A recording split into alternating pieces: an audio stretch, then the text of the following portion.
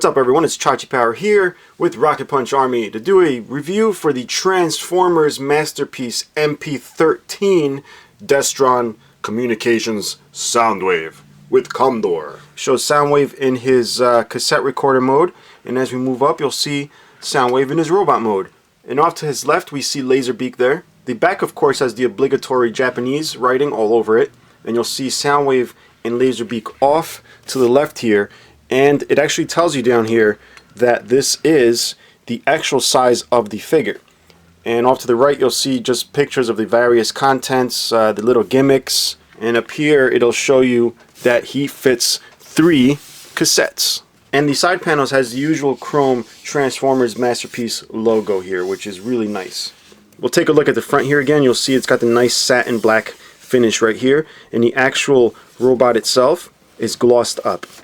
Once we pull the tray out of the box, you'll see everything is neatly laid out. We just remove the cover here, and you have Soundwave right here, nestled very nicely. You have the Megatron gun right up here. You have the weapon / battery thing there. You have this little optional piece, which we'll get into later. You get the Energon cube itself. This is not the Amazon exclusive, so I only get one of these. Alright, you do get this little panel here, which I'll show you how that works. It's got a nice little see-through grid right there. And you get the amazing little Laserbeak here. This thing is a work of art, honestly. And the little plastic case for Laserbeak, just like those old cassettes from the 80s. And it opens up real nice here. You can fit Laserbeak inside. Might as well do that since this is not really a necessary part of the whole set. But there you go. Fits quite nicely in there.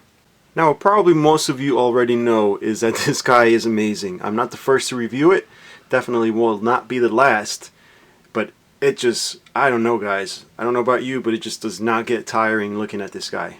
Looks to me like Takara did an excellent job in just capturing all the details to make this look modern, yet still look like what you see on TV. You know, obviously the television Soundwave isn't going to have all these extra little details, but you know, they're very welcome on a modern piece. You'll see those little details carry on to the back here. You're probably wondering why I didn't just start off in cassette recorder mode. And the reason for that is because all of these are shipped out in robot mode, and you may have just gotten yours and are looking to transform it without having to open up the little instruction booklet packet. So I'm going to show you guys how to transform it, and we'll take a look at cassette recorder mode, and then we'll take a look at all these accessories. Now normally I just do the quick transformation, but I'll go ahead and explain how to do everything. Now you just spin this shoulder cannon around, bring it down, then open this panel here right in the back, drop the head right in, close it, then lift these panels up on the shoulders, and you want to come out front, open up these panels here, put the fists in, lift these leg panels up on the sides, take the feet, fold them this way, then they're going to tab right into this longer panel here. Just go ahead and snap those tabs in, spin these side pieces so that they're flush with that silver piece. Might as well go ahead and attach this other battery back here. It's its weapon. Just pop it right in the back. And these panels that popped up here are used to cover the tops of the batteries when you go to flip this around, like so. Spin both the legs to the back, then bring up the leg from the hip here, like so, and start folding this in. Now, when you start folding it in, it's too long, so you want to hold down this button on the side. When you hold it in, this should slide down, and then you can snap it to the side. But you always want to move anything with the hip from the top here. You don't want to put too much leverage on the ends because the little attachment point here is a thin tab. So you go ahead and bring it to the side like that, fold this around, again press the button to push it down, and then tab it to the side. Now this long piece here that remains sticking out, you'll see it's got a little angled bevel here on both sides. Alright, what you want to do is just bring it around the other one. Now you got to sort of work both corners together so that it's easier to fold over. It's a high stress point, so you want to be careful. And then bring it around.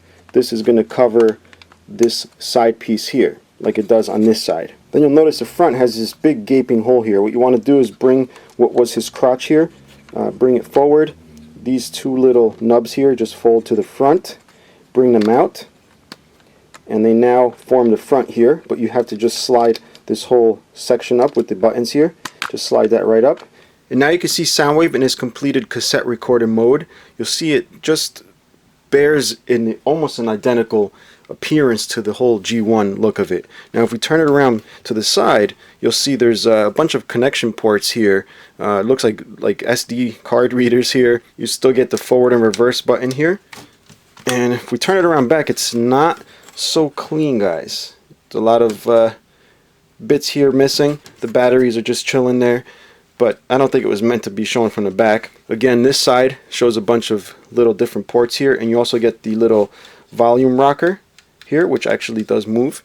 Alright, and the front here again, which has the record battery light. It looks like the LED would actually turn on, but it actually doesn't. Then you got the buttons you can actually press. Just the forward and reverse you can. The other ones are just stationary there.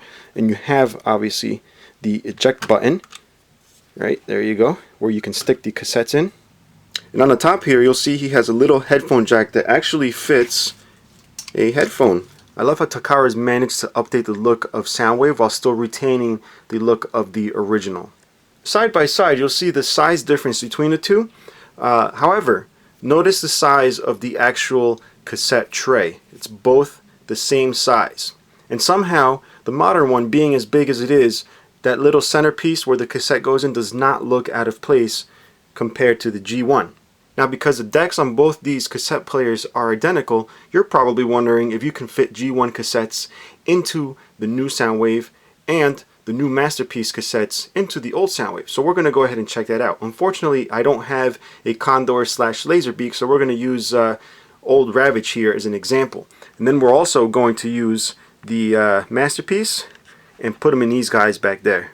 Alright, so the first one up is the Takara Soundwave Masterpiece here. We're going to pop that open and take Ravage here, pop them in, and he closes perfectly. Next, we're going to take Masterpiece Condor here and put them into the old G1. Pop this open, put them right in there. Oop, getting a little bit of a fitment problem. Now if I fiddle enough with it, squeezing the sides, I can get it to fit, although it's a very tight fit, and you lose the whole ejection gimmick. Which is not a big deal because Takara could not have known back in the 80s that they were going to release a newer Masterpiece version. But the new one does allow you to fit the regular G1 cassette, so that's always a big plus. Now some of you watching this video may have been around when these cassette recorders were being used. That would be me included. But for those of you that don't know what it is, they were basically these bulky, and I mean like this is probably small compared to what was available in the 80s. Sometimes they were a lot bigger. But they were used to just record and play back, and they had horrible sound. And the funny thing is, microcassettes were actually considered high-tech because they were small, but they only held around 30 minutes worth of voice or whatever you record, or music, or whatever you decided to do with the cassettes, which wasn't much. So a lot of you younger folks are actually lucky that you guys have these little tiny things that fit thousands and thousands of songs. We didn't have that luxury in the 80s. So yeah, so Soundwave is pretty much exactly that, just a big, bulky piece of hardware here that was pretty much only cool in the 80s, but somehow he continues to look cool today. So now that we got the whole cassette recorder out of the way, we're going to check out Robot Mode and his accessories. Right, so here's Soundwave again in Robot Mode, and you'll see this is what Soundwave was always supposed to look like. This is what the G1 looked like to me as a kid. So even though the G1 is still a great figure, Takara has really outdone themselves with this masterpiece here. Now I wanted to show you guys a little gimmick Soundwave has on his feet. If you pull the feet down, you'll see that this looks like a panel, and that is because it is. So if you put your nail right at the top, there's a little spot for your nail. This opens up, and I'm assuming it's to store weapons for the future cassettes. Now having said that, we do want to check out his accessories. The first one we're going to check out is the Megatron gun here. You'll see it's got all the attachments, the scope and everything. And you'll see it's got a little Decepticon logo right on the side of the gun there. Now there's nothing extremely fancy about this. It is well detailed, and you do have this piece here that does move on these hinges here. Now Soundwave's other weapon is his battery. All you got to do is pop the front forward, which reveals here a little handle which you need your nails for to pop out. As you pop that out, this little nub pokes through, and it's just enough space to get your nail back there to pop it out like that. Now to use the gun, you'll see there's a little indentation in there on the palm, and there's little tabs right here on the side of the gun. which go right in there. And once it's in there, you'll see he actually holds it without even having the fingers wrapped around it. So we'll go ahead and close up the fist, give him the correct look. And I'm also going to use the Megatron gun on his hand.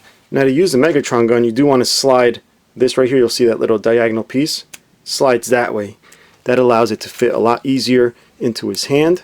Now I had a little bit of a problem getting his index finger in there, but it still looks pretty good. Now I've got Soundwave ready in case those pesky Autobots decide to attack from above. Then you also get this accessory piece here that does attach to where his fists are, which is some sort of scanner detector piece. Now to use this item, you do want to open up the panel here on Soundwave and bring in the fists like that, leaving you with these little two holes there, which is what this attaches to. So we'll go ahead and put that on. Now if you want to see Soundwave use this in the cartoon, it's actually from the first season. It's episode 9 called Fire on the Mountain. And I do want to thank my friend Leo for looking this up for me. And it's a rather simple attachment actually, just tabs right in, and it is a welcome piece of accessory. Now when Soundwave is not using his scanner, you can store it right back here on his butt, so he can give himself his own colonoscopies. Now the other piece of accessory it comes with is this clear plastic Energon cube. Mine only came with one cube since this is not the Amazon exclusive, and it's simply just a plastic clear piece, although it's a very, very clear plastic, very high quality looking, nice and glossy. And it also comes with this alternate chest piece here which has a grid, and you'll see it's not completely transparent. Now to use this little clear Energon cube, all you got to do is remove the panel at the bottom, comes off rather easily, and then friction fit right onto Soundwave. Alright, so you'll see it stays like that, and it recreates very nicely when Soundwave creates Energon cubes.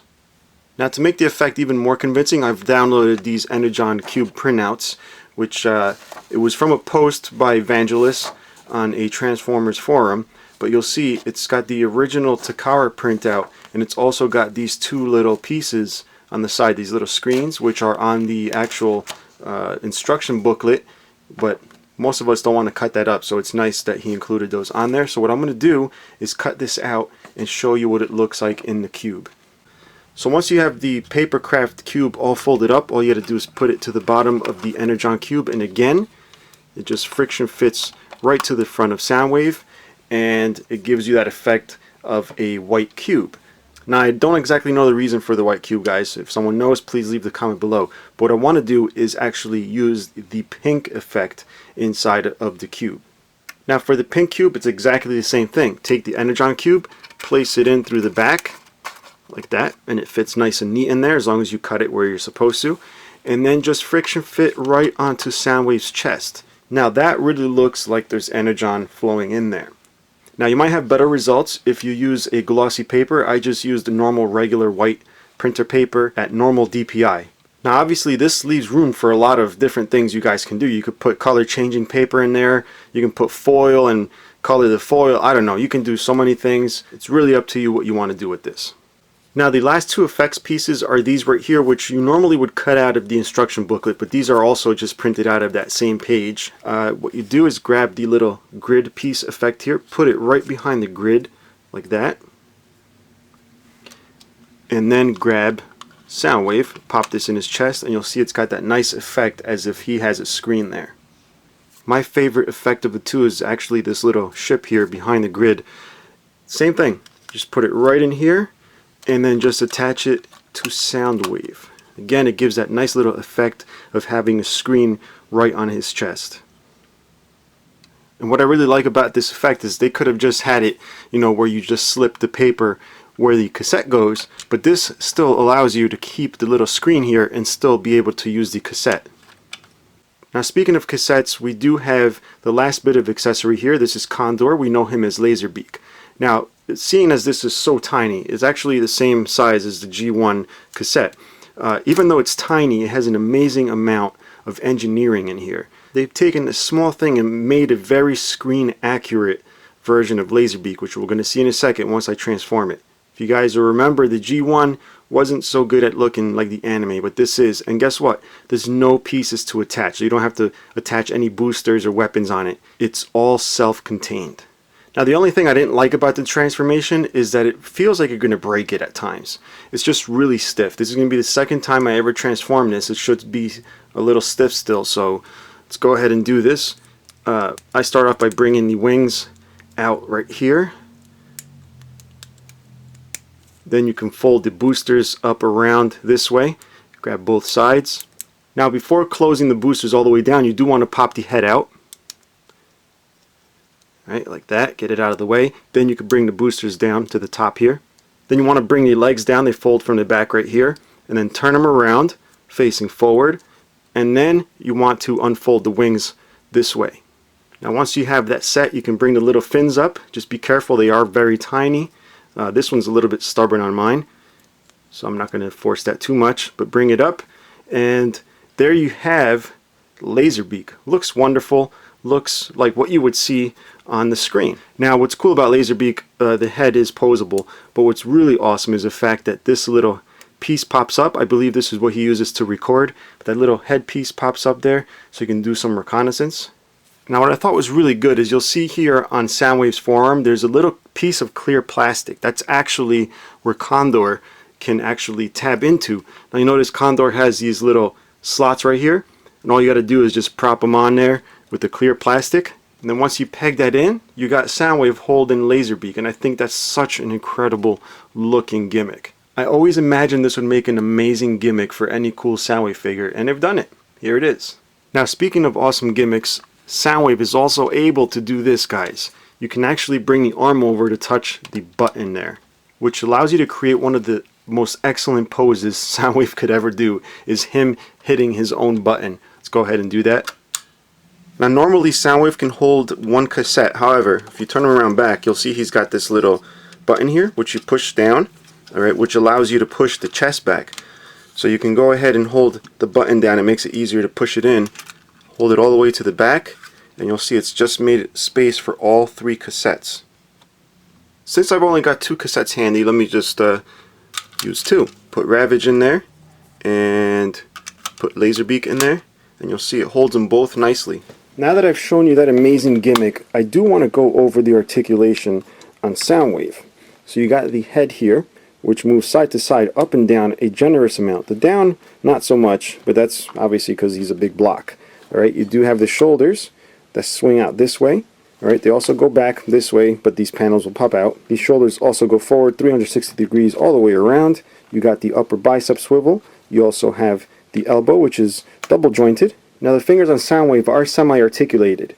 You do have the index finger, which pivots on 2 points on the little tip of the finger and the knuckle. These three fingers here are fused, but they do move back and forth. However, the thumb is stationary. Now just a word of caution, guys, if you are messing around with the index finger, just be careful because you can pop off the little tip here, which it just snaps back on, but it's something to be careful with, because if you don't notice this snaps off, you're going to end up losing it and hate yourself. And Soundwave finally has a waist, so his waist is able to spin all the way around if you wanted to. You do have the hips here, which look like two big ball joint types, but you'll see they actually have a swivel right there in the middle. Now the one thing I did want to mention, I mentioned it before, is the attachment point for the thighs to those swivels up here looks to be very thin, and it's plastic. And you can kind of see what I'm talking about there, which a lot of people are afraid it might snap there, and who knows, it very well may snap. I don't know why they didn't make those out of metal, but that's just how we have it.